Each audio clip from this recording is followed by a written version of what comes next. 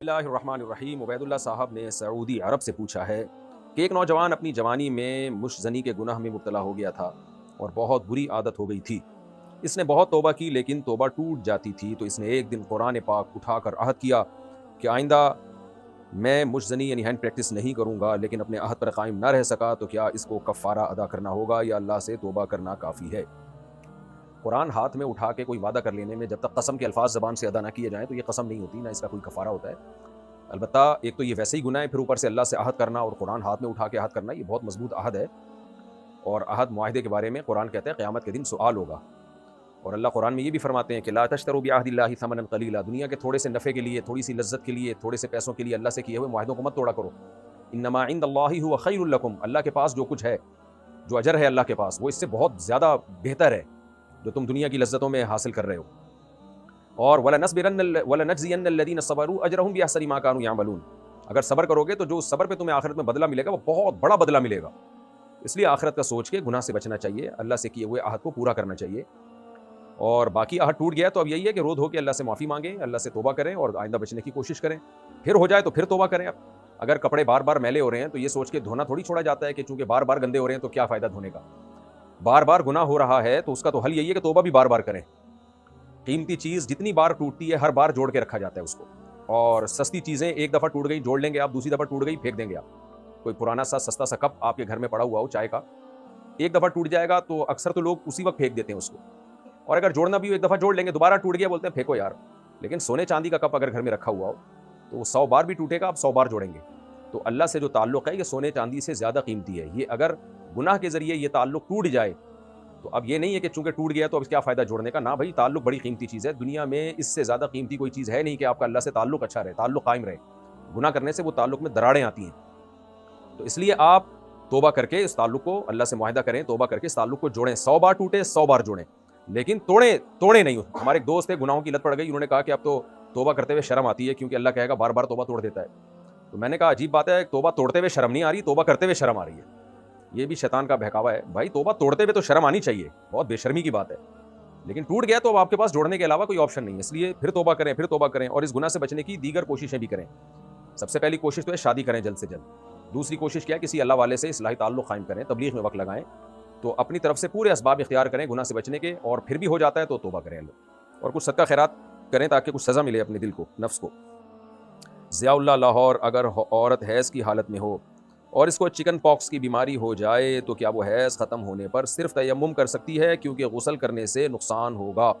جی ہاں، اگر چکن پاکس میں غسل کرنے سے نقصان ہو رہا ہے، جو کہ ہوتا ہے، جہاں تک میں نے ڈاکٹروں سے سنا ہے، وہ پورے داغ دھبے ہمیشہ کے لیے رہنے کا خطرہ ہوتا ہے، تو پھر تیمم کر سکتی ہے۔ ہم نے سنا ہے کہ جب عورت کے ہاں ڈیلیوری ہوتی ہے اور بچہ پیدا ہوتا ہے تو وہ تمام گناہوں سے پاک صاف ہو جاتی ہے، کیا یہ بات ٹھیک ہے؟ ایگزیکٹ اس طرح کی حدیث تو مجھے نہیں ملی، لیکن حدیثوں میں یہ مضمون بہت واضح ہے کہ عورت کا پریگننٹ ہونا، پھر بچہ پیدا کرنا، پھر بچے کو دودھ پلانا، یہ سب چیزیں اجر میں لکھی جاتی ہیں، اور تھوڑا اجر نہیں، بہت زیادہ اجر، کیونکہ وہ بہت ساری نیکیوں کا مجموعہ ہے، یعنی اولاد پیدا کرنا، مسلمان اولاد۔ پہلی بات تو یہ کہ فطرت کے جذبے کی تکمیل ہے، فطرت یہ چاہتی ہے کہ نسل بڑھے، تبھی اللہ تعالیٰ نے مرد اور عورت پہ شہوت کو مسلط کیا ہے، نہ چاہتے ہوئے بھی یہ ملاپ کرتے ہیں، یعنی اولاد نہ چاہتے ہوئے بھی، اور اس ملاپ کے نتیجے میں اولاد پیدا ہوتی ہے۔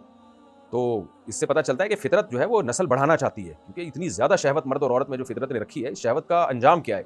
انجام یہی ہے کہ مرد اور عورت میاں بیوی کی ملاقات ہوتی ہے اور نتیجے میں نسل پیدا ہوتی ہے۔ تو عورت اگر ولادت کرتی ہے، ولادت کے عمل سے گزرتی ہے، تو فطرت جو اسلام دین یعنی فطرت ہی کا دوسرا نام ہے، قرآن کہتا ہے فطرت اللہ التی فطر الناس علیہا، یہ لوگوں کی وہ فطرت ہے جس میں میں نے لوگوں کو پیدا کیا ہے۔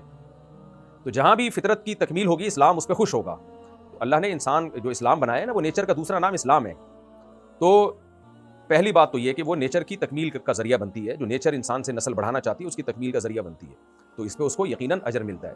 دوسری بات کیا ہے کہ نبی صلی اللہ علیہ وسلم نے فرمایا تزوج الودود الولود، ایسی عورت سے نکاح کرو جو تم سے محبت کرے اور کثرت سے اولاد دے تمہیں، اور محبت بھی یہ تمہید کے طور پر، کیونکہ جس کو محبت ہوتی ہے وہ اولاد چاہتی ہے شوہر سے، جس کو محبت نہیں ہوتی وہ تو ایک ٹائم پاس کر رہی ہوتی ہے، تو اولاد چاہتی وہی ہے جو اپنے چاہتی ہے میں اپنے شوہر کے ساتھ ایک پراپر وے میں زندگی گزاروں۔ جن لوگ میاں بیوی کا پہلے سے علیحدگی کے پلان ہوتے ہیں وہ پھر نسل بھی روک رہے ہوتے ہیں، تو اس لیے نبی صلی اللہ علیہ وسلم نے فرمایا ایسی عورت سے نکاح کرو جس کی کثرت سے اولاد ہو۔ تو عورت جب ولادت کے عمل سے گزرتی ہے تو نبی صلی اللہ علیہ وسلم کی اس حدیث کی بھی تکمیل کا ذریعہ بنتی ہے۔ ایک روایت میں آتا ہے، حضرت عمر کا قول ہے جو نبی صلی اللہ علیہ وسلم کے ارشادات سے ہی حضرت عمر نے اخذ کیا ہے، سوداء ولود احب الی اللہ من الحسناء التي لا تلد، وہ سیاہ عورت جو بچہ نہ جنتی ہو اس سے نکاح اللہ کو زیادہ محبوب ہے، وہ سیاہ عورت جو بچہ جنتی ہو اس سے نکاح اللہ کو اس حسین عورت سے نکاح سے زیادہ محبوب ہے جو اولاد نہ دیتی ہو، کیونکہ نکاح کا بنیادی مقصد ہی توالد و تناسل ہے۔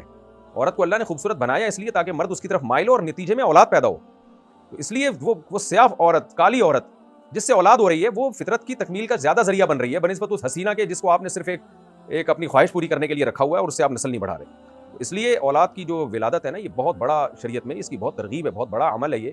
اور پھر قرآن نے، یہ تو 2 فضیلتیں ہو گئی، تیسری فضیلت صدقہ جاریہ، اولاد ایمان والی، کیونکہ مسلمانوں کے گھروں میں مسلمان بچے ہی الحمدللہ پیدا ہوتے ہیں، توحید پرست پیدا ہوتے ہیں، تو کسی غیر مسلم کو کنورٹ کر کے مسلمان کرنا کتنا مشکل ہے، تو مسلم کا گروتھ ریشو بڑھے گا تو اسلام دنیا میں پھیلے گا۔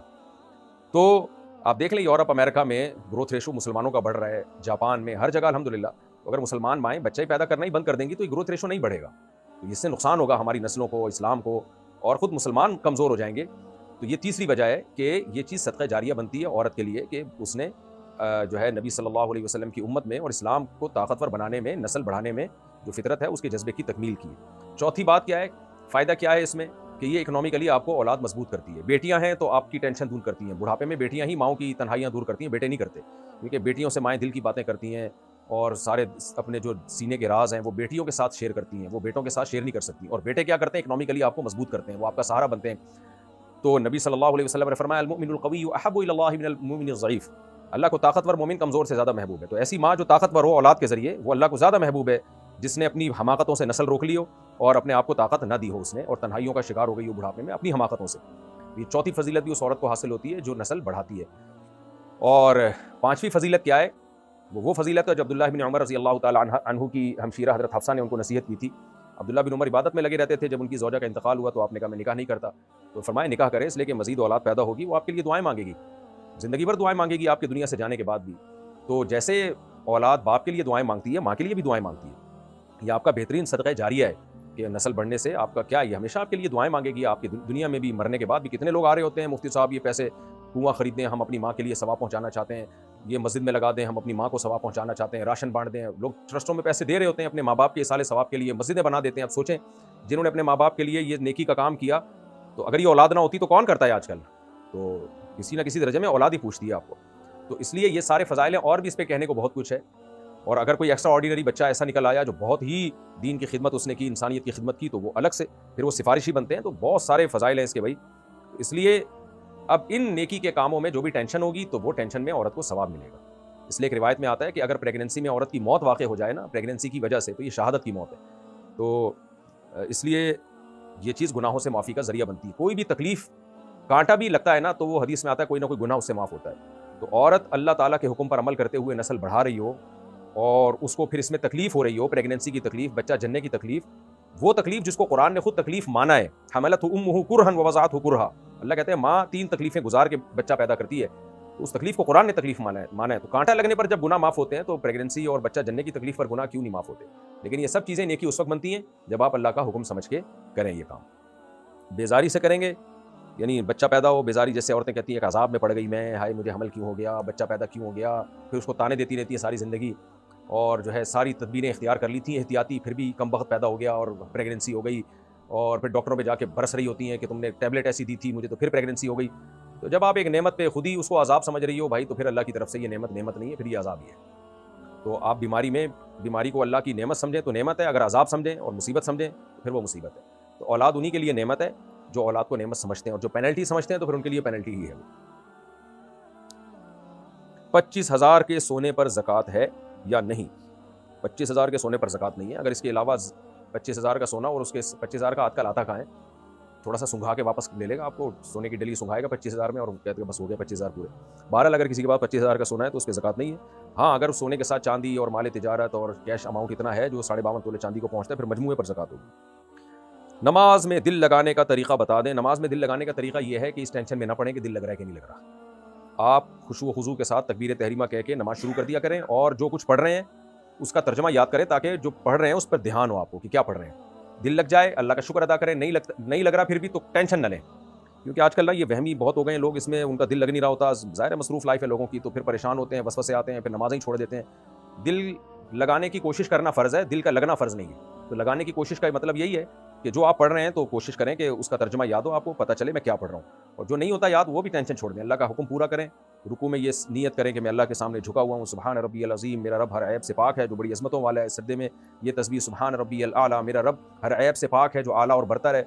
ये तर्जुमा का जब जहन में रखेंगे तो दिल लग जाएगा, और ज़्यादा टेंशन नहीं लेनी चाहिए इन चीज़ों की। बकरी 5 महीने की गाभन हो तो इसका दूध पी सकते हैं? मैं मुफ्ती हूँ, डॉक्टर नहीं हूँ, मैं ये बता सकता हूँ कि इसका दूध हलाल है, चाहे जितने महीने की भी गाभन हो। बाकी इसका दूध फ़ायदेमंद है या नुकसानदेह है 5 महीने की गाभन बकरी का, वो फिर आप किसी हकीम डॉक्टर से पूछें। क्या ज़कात के पैसों से मस्जिद बनवा सकते हैं? हरगिज़ नहीं। ज़कात के पैसों में 2 शर्तें हैं। नंबर 1, गरीब को देना ज़रूरी है, गरीब। नंबर 2, उसको मालिक बनाना ज़रूरी है, चाहे पैसों का मालिक बना दें या पैसों की कोई चीज़ खरीद के उसका मालिक बना दें उसको। इसके अलावा ज़कात कहीं भी खर्च नहीं हो सकती। फ्रीलांसिंग से पैसा कमाना जायज़ है या नहीं? फ्रीलांसिंग से पैसा कमाना जायज़ है भी और नहीं भी है। आप फ्रीलांसिंग में क्या सर्विस दे रहे हैं? क्या अगर हलाल काम कर रहे हैं तो ठीक है, हराम काम कर रहे हैं तो ठीक नहीं है। तो फ्रीलांसिंग में आप कर क्या रहे हैं वो बताएंगे तो मैं जवाब दे सकूंगा कि ये जायज़ है या नहीं। बिल्कुल ऐसे ही है जैसे कोई क्या मजदूरी करके पैसा कमाना हलाल है या हराम। मैं कहूँगा भाई मजदूरी क्या कर रहा है, शराब की बोतलें उठा उठा के रख रहा है तो ये मजदूरी हराम है, और मजदूरी में अगर जमजम का पानी रख रहा है तो ये हलाल है। तो मजदूरी इसी तरह फ्रीलांसिंग भी आप एक सर्विस दे रहे होते हैं, अपनी जो आपकी काबिलियत है उससे दूसरा फ़ायदा उठा रहा होता है, तो वो हलाल काम है तो जायज़ है, हराम काम है तो नाजायज़ है। सैफ अली साहब इंडिया से पूछते हैं, अगर किसी लड़की का निकाह हो और वो अपने शौहर के साथ रहने के लिए बिल्कुल भी राज़ी ना हो और इसको बिल्कुल पसंद ना करती हो और खुला लेना चाहती हो और शौहर खुला देने के लिए राज़ी भी हो जाए, तो कितने दिनों के बाद दूसरा निकाह कर सकती है जबकि इनका कोई जिस्मानी ताल्लुक़ भी नहीं हुआ है? देखें, अगर किसी लड़की का निकाह हुआ और शौहर के साथ रहने पर राज़ी नहीं है तो लड़की ने निकाह किया क्यों? हाँ क्यों किया, सर क्यों हिलाया कि कबूल है? ये तो गलत बात है, बुरी बात है। बहरहाल अब नहीं पसंद, उसको खुला लेना चाहती है और शौहर भी राज़ी है तो ठीक है, अच्छी बात है, मियाँ बीवी दोनों राज़ी हैं। वो शौहर को चाहिए दे दे खुला उसको, शौहर की मर्ज़ी के बगैर खुला नहीं होता, लेकिन यहाँ शौहर राज़ी है तो दे देना चाहिए। अब गलती को आगे कंटिन्यू नहीं करना चाहिए। तो अगर अब चूँकि दोनों कभी भी मिले ही नहीं है ना तन्हाई में, तो इसलिए खुला होते ही बस लड़की जब चाहे फ़ौरन निकाह कर सकती है, इद्दत लाजिम नहीं है। लेकिन अगर कहीं भी तन्हाई में दोनों जमा हो गए हों, बेशक हम बिस्तरी ना हुई हो, कोई फिजिकल रिलेशन ना हुआ हो, लेकिन बंद कमरे में इकट्ठे हो गए इतनी देर के लिए कि अगर ये हम बिस्तरी करना चाहते तो कर सकते थे इस दौरान, जिसको खलवत सहीहा कहते हैं। कोई माने मौजूद नहीं था, कोई रुकावट मौजूद नहीं थी हम बिस्तरी से, तो तन्हाई में कहीं भी इतनी देर जमा हो गए हों तो फिर औरत पर इद्दत लाजिम होगी। लेकिन अगर ऐसा नहीं है तो फिर औरत पर इद्दत लाजिम नहीं है, खुला होते ही वो जहाँ चाहे निकाह करे। फजर का वक्त शुरू होने के बाद फजर की अजान से पहले पहले फजर की सुन्नतें पढ़ सकते हैं? जी हाँ, पढ़ सकते हैं। सुन्नतें पढ़ने के लिए अजान का होना ज़रूरी नहीं है। मुफ्ती साहब, मैं चल नहीं सकती तो मैं एक वज़ू से असर मगरिब इशा पढ़ती हूँ, अगर मेरा वज़ू टूट जाए तो क्या तयम्मुम कर सकती हूँ? हाँ हाँ, अल्लाह ताला आपको सेहत अता फरमाए। एक वज़ू से असर मगरिब इशा पढ़ती हूँ, अगर वज़ू टूट जाए तो तयम्मुम। भाई जब तक कोई वज़ू करवाने वाला मौजूद हो चल नहीं सकती, लेकिन बाकी ज़रूरतें भी तो कोई पूरा करता होगा ना, पूरी करता होगा ज़रूरतें, तो उसके ज़रिए आप वज़ू करवाएं। और अगर बैसाखी से चल सकती हैं तो बैसाखी से चल के जाना पड़ेगा आपको वज़ू करने के लिए। तो जब तक वज़ू करने की कुदरत है, चाहे बैसाखी के ज़रिए हो या किसी शख्स की मदद के ज़रिए हो, तो आप उस वक्त तक तयम्मुम नहीं कर सकती। हाँ, जब ये भी मुमकिन ना रहे, तो कोई मदद भी ना कर रहा हो आपकी, या आप खुद भी ना बैसाखी के ज़रिए भी नहीं जा सकती हो वज़ू खाने तक, तो फिर ऐसी मजबूरी में तयम्मुम जायज़ है। अगर कोई औरत प्रेग्नेंट हो और इसे रुकू सजदे में दिक्कत हो रही हो तो किस तरीके से नमाज़ पढ़ेगी? देखिए, हमेशा से प्रेगनेंसी में ख़वातीन रुकू यानी सजदा करती रही हैं और प्रॉपर तरीके से ही नमाज़ पढ़ती रही हैं।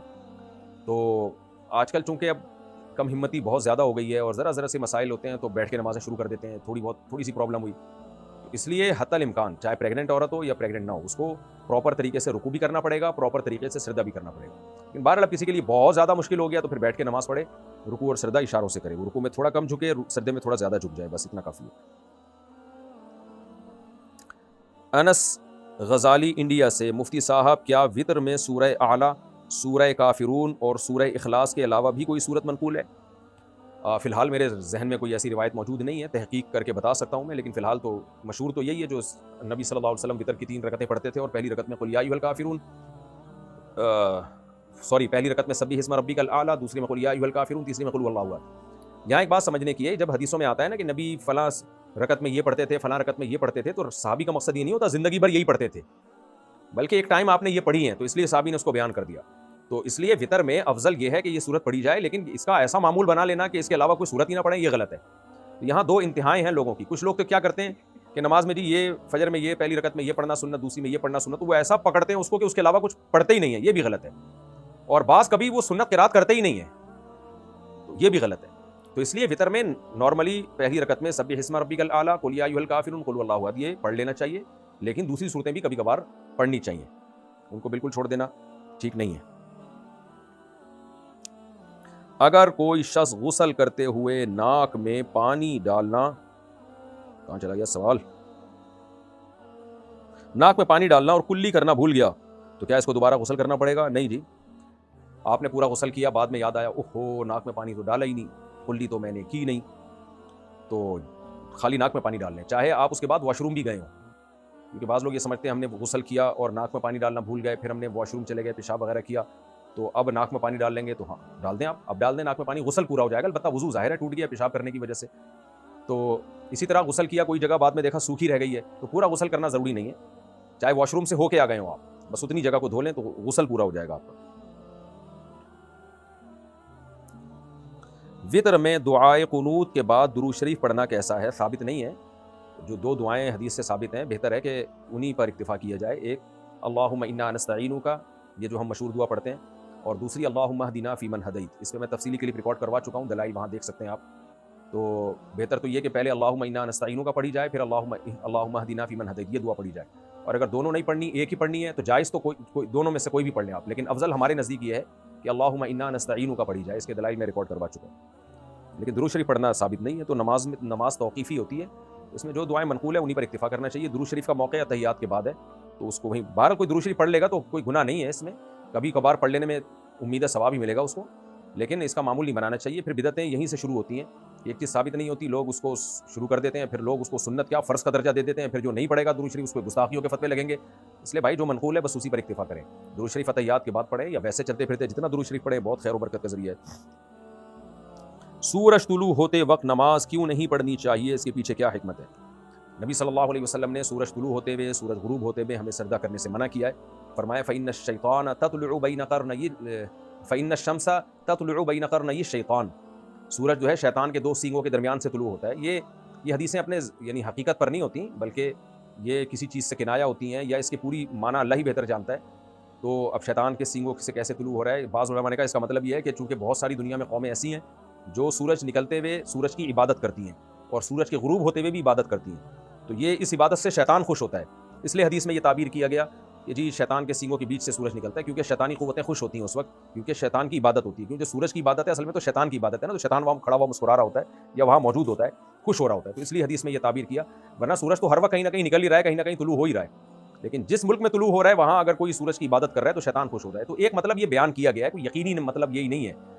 تو یہ حدیثیں توقیفی کہلاتی ہیں، توقیفی کا مطلب یہ بھائی ہمیں منع کر دیا بس ہم نے رکنا ہے، اور اس میں ایک بڑی حکمت یہ بھی ہے تاکہ ہمیں پتہ چلے بھائی نیک کام بھی اللہ کے نبی سے پوچھ کے کرنا ہے ہم نے۔ اب دیکھیں نماز پڑھنا سجدہ کرنا تو اللہ کی عبادت ہے، تو ہمیں بتایا گیا بھائی عبادت میں بھی جہاں جب حکم دیا ہے کرنی ہے، نہیں تو نہیں کرنی، بس اپنی لاجک نہیں چلانی ہے تم نے کہ جی ہمیں نماز سے کیوں روکا جا رہا ہے، اللہ کے سامنے سجدے سے کیوں روکا جا رہا ہے، بھائی اللہ کے نبی نے روک لیا سورج طلوع ہوتے ہوئے زوال کے وقت اور سورج غروب ہوتے ہوئے نہیں، تو اٹ مینز نہیں۔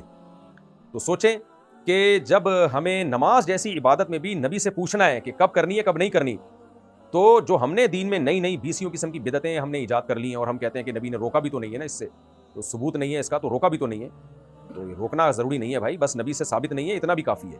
تو اچھا کام بھی اسلام کی پرمیشن کے ساتھ ہی کیا جائے گا، اگر اسلام پرمیشن دے رہا ہے اس اچھے کام کی تو اچھا ہے، اگر اسلام روک رہا ہے تو اچھا کام بھی برا کام بن جائے گا۔ کسی کے گھٹنوں میں اگر درد ہو تو کرسی پر بیٹھ کر نماز پڑھ سکتا ہے؟ بھائی اگر گھٹنے میں درد ہے تو زمین پہ بیٹھ کے نماز پڑھیں، پاؤں قبلے کی طرف کریں، جو سنت طریقہ ہے، بیماری میں آپ نے ایسے ہی نماز پڑھی ہے زمین پہ بیٹھ کے، تو آپ بھی زمین پہ بیٹھ کے نماز پڑھیں، کرسیوں کو نکالیں مسجدوں سے، یہ چرچ بنتی جا رہی ہیں کرسیاں، ڈیسک بھی آئیں گے تھوڑے دنوں میں، میزیں آئیں گی، کرسیاں آئیں گی، اعتکاف میں تو یہی چل رہا ہوتا ہے، انہیں کرسیوں پہ لوگ بیٹھ کے گپے مار رہے ہوتے ہیں، پھر میز بھی آ گئی ہے، اب دیکھنا ہوٹل بھی کھل جائیں گے چائے کے، گٹکے بھی چلیں گے، کیا کیا ہوگا مسجدوں کے، پھر وہ کرسیاں ٹیڑھی میڑھی صفیں کتنی خراب ہو رہی ہیں، تو زمین پہ بیٹھو یار، اگر نہیں بیٹھا جا رہا، آپ کے کھڑے ہو کے نماز نہیں پڑھی جا رہی ہے، اور اشاروں سے رکوع سجدہ کر لیں، یعنی تھوڑا رکوع میں کم جھک جائیں، سجدے میں تھوڑا زیادہ جھک جائیں، تو زمین پہ بیٹھ کے نماز پڑھنے کا رواج ڈالیں جو معذور لوگ ہیں۔ بہت ہی شدید مجبوری ہے تو کرسی پہ بھی بیٹھا جا سکتا ہے، لیکن یہ کہ یہ پسندیدہ عمل بہرحال نہیں ہے۔ یہ کیا زوال کے وقت قرآن مجید کی تلاوت کر سکتے ہیں؟ جی ہاں کر سکتے ہیں، سجدے سے منع کیا گیا، زوال کے وقت تلاوت سے نہیں منع کیا گیا۔ موبائل میں اگر غیر محرم کو دیکھ لیا جائے تو کیسا ہے؟ آپ خود فیصلہ کریں کیسا ہے یہ۔ برا عمل ہے بلا وجہ کسی غیر محرم عورت کو دیکھنا۔ ہاں کوئی ضرورت ہو، جیسے کوئی آپ نیوز چینل دیکھ رہے ہیں اس میں خبریں پڑھنے والی خاتون ہے، تو ظاہر ہے آپ کا مقصد خاتون دیکھنا نہیں ہے، خبریں سننا ہے، اور آپ کو کوئی فتنہ بھی نہیں ہو رہا اس سے۔ اس میں بڑا فرق پڑ جاتا ہے ایج کے لحاظ سے بھی، ٹھرک کے لحاظ سے بھی۔ کچھ ٹھرکی ہوتے ہیں وہ تو محرم لڑکیاں کیا، وہ تو سوری نا محرم لڑکیاں کیا، وہ تو لڑکوں کو دیکھ کے بھی ان کے دماغ میں گندے خیالات آتے ہیں۔ کسی کی ٹھرک بڑی ہوئی ہو تو اس کو تو حکم دیا جائے گا کہ بھائی آپ نے ضرورت بھی ہو تو نہیں دیکھنا، بس آپ آڈیو سنا کریں اگر آپ کو خبریں سننی ہیں۔ اور اگر کوئی میچور ہے، اس میں اتنی ٹھرک نہیں ہے، نارمل ہے، تو کسی ضرورت سے اگر وہ موبائل میں یا ویسے کسی غیر محرم عورت کو دیکھتا ہے، جیسے کوئی لیکچرار ہے یونیورسٹی میں پڑھا رہی ہے، ٹیچر ہے، آپ اس کو اپنی ماں کی جگہ سمجھ رہے ہو، تو مجبوری ہے وہاں دیکھنا، یا کہیں انٹرویو دینے کے لیے جاتے ہیں آپ، یا کوئی ڈاکٹر ہے، لیڈی ڈاکٹر ہے، اس سے آپ کو بات کرنی پڑ رہی ہے، تو ایسی صورت میں اگر آپ کا دل صاف ہے تو مجبوری میں دیکھنے کی گنجائش ہے۔ ہاں اگر دل صاف نہیں ہے، دل میں برے خیالات آ رہے ہیں، پھر تو ظاہر ہے آپ کو حرام لذت تو حاصل کرنا کسی صورت میں جائز نہیں ہے۔ اللہ نے مرد کے لیے صرف اس کی بیوی کو بنایا ہے، اور بیوی کے لیے اپنے شوہر کو بنایا ہے، باقی کسی سے بھی دل کا ریلیشن قائم کرنا، دل سے میری مراد ہے کہ دیکھ کے دل میں لذت حاصل کرنا، یہ بھی حرام ناجائز ہے۔ زنا تو بہت دور کی چیز ہے، نبی صلی اللہ علیہ وسلم نے فرمایا کہ آنکھیں بھی زنا کرتی ہیں، کان بھی زنا کرتے ہیں، تو آنکھوں کا زنا کیا ہے؟ غیر عورت کو دیکھ کر لذت حاصل کرنا۔ تو خلاصہ یہ کہ اس میں لوگوں کے مختلف حالات ہیں، تو ضرورت کے وقت دیکھنے کی گنجائش ہے، اور فتنے کا خطرہ ہو تو بالکل جائز نہیں ہے۔ قبرستان میں مسجد ہونا کیسا ہے؟ جائز ہے یا ناجائز؟ قبرستان میں مسجد بنانا ٹھیک عمل نہیں ہے، جائز نہیں ہے، کیونکہ قبرستان مسجد کے لیے نہیں ہے۔ نبی صلی اللہ علیہ وسلم نے فرمایا اپنے گھروں کو قبرستان مت بناؤ، یعنی اس میں گھروں میں نماز پڑھا کرو۔ اس سے پتہ چلتا ہے قبرستانوں میں نماز نہیں ہوتی۔ نماز نہیں ہوتی کا مطلب نماز کا کبھی بھی نبی کے دور میں اور صحابہ تابعین میں رواج ہی نہیں تھا کہ قبرستانوں میں نمازیں پڑھی جائیں، کیونکہ وہ تو اور آپ نے پوری مسجد ہی بنا دی، پھر اس میں خطرہ ہوگا شرک اور بدعت کے پھیلنے کا۔ دوسری بات یہ کہ اگر وہ جگہ کسی نے وقف کی ہے قبرستان کے لیے، تو جو جگہ جس کام کے لیے وقف ہو وہاں کوئی اور کام ویسے ہی حرام ہوتا ہے، ناجائز ہوتا ہے۔ تو عام طور پہ قبرستانوں کی زمینیں تو وقف ہوتی ہیں کہ بھئی یہ قبر مردے دفنانے کے لیے، تو اس میں مسجد بنانا تو ویسے ہی حرام ہو جائے گا۔ تو اپنی ذاتی زمین ہو کسی کی تو مسجد پھر بنا رہا ہے تو حرام تو نہیں ہوگا، لیکن اس سینس میں ناجائز ہے کہ یہ بدعت کی تائید کا ذریعہ بنے گی ان فیوچر۔ اگر ہم حج کے لیے رقم جمع کر رہے ہوں تو اس پر زکوٰۃ ہوگی؟ جی ہاں، رقم کسی بھی پرپس کے لیے آپ جمع کریں گے، جب کیش اماؤنٹ جتنا بھی ہوتا ہے اس سب پہ زکوٰۃ ہوتی ہے۔ مفتی صاحب کیا بکروں کی بھی زکوٰۃ ہے؟ کیا یہ کیا طریقہ ہے؟ تقریباً 18 بکرے، 18 بکروں پہ کوئی زکوٰۃ نہیں ہوتی۔ ہاں اگر وہ بیچنے کے لیے خریدیں آپ نے، کہ خریدے، ایک تو ہوتا ہے نا آپ کی بکری نے بچے دیے، پھر وہ بچے بڑے ہو کر آپ بیچیں گے، تو ان پہ وہ تجارتی مال والی زکوٰۃ نہیں ہوتی۔ اور ایک ہوتا ہے کہ آپ نے بکرے خریدے کہ قربانی پہ یا کسی موقع پہ آپ بیچیں گے، ان پہ زکوٰۃ ہے، چاہے ایک بکرا بھی ہو، تو وہ نصاب کے برابر، اگر 52.5 تولے چاندی کے برابر خود بکرے کی قیمت یا دیگر مالی نصاب ملا کے پہنچ رہا ہے، یعنی اموال آپ کے پاس ہیں، سونا چاندی وغیرہ، وہ سب ملا کے 52.5 تولے چاندی کے برابر ہے تو زکوٰۃ ہے۔ تو 18 بکرے اگر بیچنے کی نیت سے خریدیں پھر تو ان پر زکوٰۃ ہے۔ اگر بیچنے کی نیت سے نہیں خریدیں، نسل بڑھانے کے لیے، یا آپ کی بکریوں نے 18 بکرے بچے پیدا کیے ہیں تاکہ آپ ان کو بیچیں ان بچوں کو، تو بھی زکوٰۃ نہیں ہے، کیونکہ آپ نے یہ بیچنے کے لیے خریدے نہیں۔ باقی جو بکریوں ریوڑ پہ زکوٰۃ ہوتی ہے اس کے پھر الگ احکام ہے، وہ جب سوال پوچھا جائے گا تو میں بتاؤں گا، لیکن 18 بکروں یا بکریوں پہ بہرحال نہیں۔ اگر کوئی باپ اپنی بیٹی کے ساتھ بہت بدتمیزی کرتا ہو، کیا تب بھی بیٹی کو باپ کی عزت کرنی ہوگی؟ بیٹی کو ہر قیمت پہ باپ اور ماں دونوں کی عزت کرنی ہوگی۔ باقی بعض دفعہ ماں باپ کے اخلاق بہت خراب ہوتے ہیں اولاد کے بارے میں، تو باپ کے بعض دفعہ ہوتے ہیں، بعض دفعہ ماں کے اخلاق ہوتے ہیں۔ مائیں بھی بعض دفعہ بیٹیوں کو نا ٹارچر کر کے ذہنی مریضہ بنا دیتی ہیں۔ جب یہ نفسیاتی کیس آتے ہیں نا، تو آپ ان کی ہسٹری میں جب جاتے ہیں لڑکیوں کی، بعض دفعہ ماں نکل رہی ہوتی ہے کہ ماں نے اتنا ذہنی ٹارچر کیا ہوتا ہے، بات بات پہ ٹاؤنٹنگ اور طنز تانے اتنے دیے ہوتے ہیں کہ وہ پاگل ہو جاتی ہے۔ تو اس لیے ماں کو بھی تھوڑی سی تمیز سے بات کرنی چاہیے اپنے بچوں سے۔ گھر میں چیخو پکار چلانا ہر وقت اپڑ تپڑ یہ نہیں ہوتا، یہ بہت ہی، اس سے بچے بہت بدتمیز ہو جاتے ہیں، بچے بھی ڈپریشن میں جاتے ہیں، بچے بھی ٹینشن اور بے عزتی اتنی ہی فیل کرتے ہیں جتنے بڑے فیل کرتے ہیں۔ تو آپ ان سے اخلاق سے بات کرو گی بچوں سے، یا باپ اپنے بچوں کو رسپیکٹ دے گا، عزت دے گا، تو اس سے زیادہ اچھی تربیت ہوتی ہے۔ ہاں جہاں ضرورت کے وقت سختی کرنی ہو تو اللہ نے ماں باپ کو یہ اتھارٹی دی ہے کہ مجبوری میں ضرورت جہاں ہوگی وہ سختی کر سکتے ہیں، اور کرنی بھی چاہیے، کہ نارملی یہ طریقہ تربیت کا ٹھیک نہیں ہے۔ جو کام محبت سے ہوتا ہے وہ سختی سے نہیں ہوتا، سختی بہت سخت موقع پر ہے۔ اب دیکھیں پولیس آ کے لوگوں کو بلا وجہ ڈنڈے مارنا شروع کر دے تو پوری قوم باغی ہو جائے گی، لیکن اگر چور کو بھی نہیں پکڑ رہی، اس کو بھی سزا نہیں دے رہی، تو بھی غلط ہے۔ کوئی پنشمنٹ وہاں جہاں جرم ہو، تو بعض دفعہ ماں باپ اپنے بچوں کو ویسے ہی طنز کرتے رہتے ہیں، ویسے ہی گزرتے ڈانٹتے رہتے ہیں، کوئی پلان ہوتا نہیں ان کے پاس بچوں کی تربیت کا، بس اپنا غصہ بچوں پہ نکال رہے ہوتے ہیں کیونکہ بچے کمزور ہوتے ہیں۔ یہ تو میں نے بہت دیکھا ہے، چھوٹی بچی کے ہاتھ سے کوئی چیز گر گئی، چائے کا کپ گر گیا، یا کہیں ٹھوکر لگی, کوئی چیز ٹوٹ گئی, ماں رکھ کے چماٹ لگاتی ہے. کیسا جنگلی پن ہے بھائی. مجھے تو بہت غصہ آتا ہے اس حرکت پہ کہ چھوٹا بچہ ہے, اس کے ہاتھ سے ایک چیز گر گئی ہے, یہ تو ہنسنے کا موقع ہے, آپ اس پہ غصہ کر کے اس کو تھپڑ مار رہی ہو. آپ اس کو سکھا رہی ہو کہ ہمارے اندر جو ہے نا خاندانی لحاظ سے ٹیکنیکل فالٹ ہے کوئی. بچہ جو ہے, چھوٹے بچے جو بہت چھوٹے ہوتے ہیں وہ تو محبت سے سیکھنے والے ہوتے ہیں, ان کو تو ڈانٹ اور سختی بنتی نہیں ہے. ہاں بدتمیزی کر رہا ہو بہت زیادہ کسی کے ساتھ تو تھوڑا سا آنکھیں دکھا دیں اس کو, بچے سمجھ جاتے ہیں, بچوں کی تربیت کوئی راکٹ سائنس نہیں ہے. تو ان سے اچھے اخلاق سے بات کریں, اچھے اخلاق سیکھ جائیں گے وہ, ان سے بدتمیز بات کریں بدتمیز بن جائیں گے. اب مائیں تمیز سکھانے کے لیے بدتمیزی سے کام لے رہی ہوتی ہیں تو تمیز نہیں آئے گی بھائی. آپ گالیاں دے کے اس کو کہہ رہے ہو کہ گالی نہ دو, یہ کیا ہے؟ وہ کہے گا پھر آپ کیوں دے رہے ہو گالی, اگر گالی اتنی بری چیز ہے. تو یہ آج کل سیٹ اپ گھروں میں چل رہا ہے, تھپڑ مار مار کے ان کو ادب سکھا رہے ہیں. تو بھائی ادب میں تو سب سے پہلے یہ ہے کہ آپ اپنی اخلاق تو درست کر لینا. تھپڑ مار کے ادب سکھایا تو وہ تو تھپڑ مارنا سیکھے گا. تو عجیب, یعنی بہت زیادہ پرابلم ہے بچوں کے ساتھ ہمارے یہاں, بہت ہی اچھا سلوک نہیں ہو رہا ہماری سوسائٹی میں. اور اکثر تو بچیوں کے ساتھ میں نے دیکھا ہے مائیں ان کے ساتھ برا سلوک کرتی ہیں, اور بیٹیوں کے ساتھ اکثر باپوں کا سلوک برا نہیں ہوتا, لیکن کہیں کہیں باپ کا بھی ہوتا ہے. لیکن بیٹیوں کو بہت زیادہ ماؤں کا جو ہے نا وہ بد اخلاقی بگاڑتی ہے.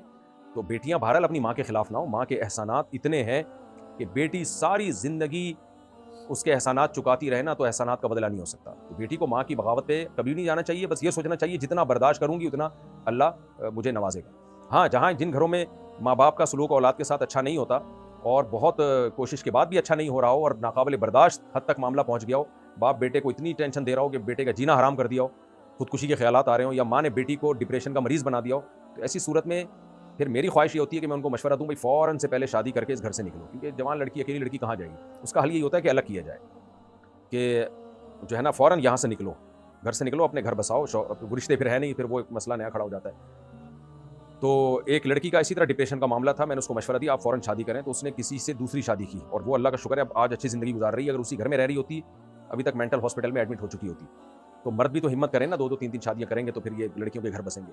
اور لڑکے کا حل یہی ہے کہ وہ بھی شادی کر کے الگ ہو جائے, الگ ہوئے بغیر پھر گزارا نہیں ہوتا, اسی گھر میں رہیں گے, لڑتے رہیں گے, مار دیں گے ایک دوسرے کو جان سے. زیادہ مسئلہ ہو رہا ہو تو پھر الگ رہنا زیادہ بہتر ہے. اچھا بھائی, نعمان صاحب ممبئی سے, ہم دکان میں کام کرتے ہیں تو ہمیں بار بار جھوٹ بولنا پڑتا ہے. کیوں بھائی, جھوٹ کی دکان ہے کیا؟ لوگ کھلے پیسے لینے کے لیے آتے ہیں, ہم دینا نہیں چاہتے, تو کیا ہم جھوٹ بول سکتے ہیں کہ ہمارے پاس نہیں ہے؟ آپ کھلے پیسے لینے کے لیے آ رہے ہیں, آپ سارے کھلے پیسے انہیں کو دے دیں گے تو آپ کے پاس کسٹمر کو دینے کے لیے پیسہ بچتا نہیں ہے, تو یہ تو ایک نارمل پرابلم ہے. تو ایسی صورت میں جھوٹ بولنا تو جائز نہیں ہے, توریہ کرنا جائز ہے. توریہ کا مطلب یہ کہ گول مول بات کریں, وہ کچھ اور مطلب سمجھ رہا ہو, آپ کچھ اور, تو آپ پھر جھوٹ نہیں, آپ یہ ایسی مجبوری میں آپ یہ بولے میرے پاس پیسے کھلے پیسے نہیں ہیں, مطلب یہ کہ آپ کو دینے کے لیے نہیں ہے مگر ضرورت کے ہیں. تو پوری ڈیٹیل اس کو نہیں بتائیں, وہ چپک جائے گا. آپ اس کو یہ بولیں کہ میرے پاس نہیں ہے, دل میں نیت یہ کریں کہ آپ کو دینے کے لیے نہیں ہے. جیسے بعض دفعہ کوئی چپک جائے نا آپ سے اور آپ کہتے ہیں میں بہت مصروف ہوں, سوری میں اس وقت فارغ نہیں ہوں, حالانکہ آپ فارغ ہوتے ہیں, لیکن وہ پھر آپ نے اس کو کہہ دیا میں فارغ ہوں تو اور چپک جائے گا.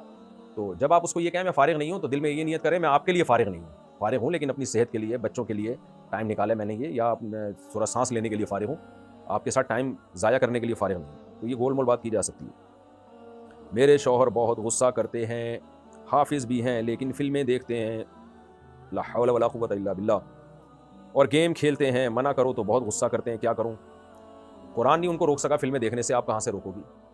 تو چھوڑ دیں ان کو اپنے حال پہ, اپنی لائف کو آپ اپنے بچوں میں مشغول ہوں, اپنے شوہر کے حقوق ادا کریں, جو ان سے بنیادی حقوق آپ کے ہیں وہ ان سے لیں. اور شوہروں کو سیدھا کرنا بہت مشکل ہے عورت کے لیے آج کل. دعا کریں ان کے لیے, اللہ ان کو انسان کا بچہ بنائے. اپنے گھر کا ماحول خراب نہ کریں, جو چیز اپنے اختیار میں نہیں ہے اس کے پیچھے نہیں پڑنا چاہیے. بس بہت سی خواتین پریشان ہیں, میرے شوہر نماز نہیں پڑھتے, یہ پریشانی تو ایمان کی علامت ہے, لیکن بھائی نہیں پڑھتے تو آپ کیسے پڑھوا سکتی ہو ان کو؟ پولیس نہیں پڑھوا سکتی آج کل لوگوں سے, یعنی انسان کا بچہ نہیں بنوا سکتی لوگوں کو. تو بس آپ ان کو تبلیغ میں بھیجیں, تبلیغ والوں سے کہیں کہ رشتہ یعنی قائم کریں, تبلیغ والوں سے رشتے سے میری مراد یہ ہے کہ یعنی ان کے ساتھ جڑیں, دعا کریں ان کے لیے, اتنا کافی ہے. بس آپ ان کے ساتھ فلمیں دیکھنا نہ شروع کر دیں, کیونکہ بعض دفعہ عورت نیک ہوتی ہے, پردے دار ہوتی ہے, شوہر کی بے دینی کی وجہ سے وہ عورت بھی بے دین ہو جاتی ہے. ایسے بھی کیسز آئے ہیں ہمارے سامنے کہ عورت نے سوچا تھا میں اپنے شوہر کو نیک بنا دوں گی, ابھی تو بے دین ہے لیکن رشتہ اچھا ہے, اب نیک نہیں ہے تو اچھا کیسے ہے بھائی؟ تو جب شادی ہو جاتی ہے تو بجائے شوہر کو دیندار بنانے کے آہستہ آہستہ خود اس گناہ میں پھسل کے چلی جاتی ہے. تو یہ نہ کریں. اللہ تعالیٰ آپ کی حفاظت فرمائے اور اللہ تعالیٰ آپ کے میاں کو فلموں سے توبہ کی توفیق عطا فرمائے. شہزادہ صاحب انڈیا سے, کیا خالہ کی بیٹی کے بیٹے سے نکاح کر سکتا ہوں؟ اچھا, خالہ کی بیٹی سے نکاح کر سکتا ہوں, جبکہ رشتے میں میں اس لڑکی کا ماموں لگتا ہوں. خالہ کی بیٹی سے نکاح کر سکتے ہیں. جب خالہ کی بیٹی سے نکاح جائز ہے تو اس کی بیٹی سے بھی نکاح جائز ہے. ماموں لگتے ہیں, ماموں ہیں نہیں. کتنے لوگ ہیں ہوتے چاچو ہیں لیکن شکل سے ماموں لگتے ہیں وہ, تو ان پہ ماموں کے احکام تھوڑی جاری ہوں گے. محلے میں تو لوگ کہہ رہے ہوتے ہیں دیکھو ماموں آ رہا ہے ماموں, تو لگنے سے کچھ نہیں ہوتا. بہت سے لوگ ماموں ہوتے ہیں دیکھنے میں چاچو لگتے ہیں, تو لگنے سے کچھ نہیں ہوتا. سگا ماموں اپنی بھانجی سے نہیں نکاح کر سکتا, نہ بھانجی کی بیٹی سے, لیکن یہ آپ کی کزن کی بیٹی ہے تو آپ شادی کر سکتے ہیں اس کی بیٹی سے. کیا اپنے ماں باپ کو چھوڑ کر کمانے کے لیے بیرون ملک جانا ٹھیک ہے؟ اگر ماں باپ خدمت کے محتاج ہیں وہاں جانے سے ان کو نقصان ہوگا, پھر تو جائز نہیں ہے. لیکن اگر ینگ ہیں یا دوسرے بچے ہیں خدمت کے لیے تو پھر کمانے کے لیے جانا جائز ہے.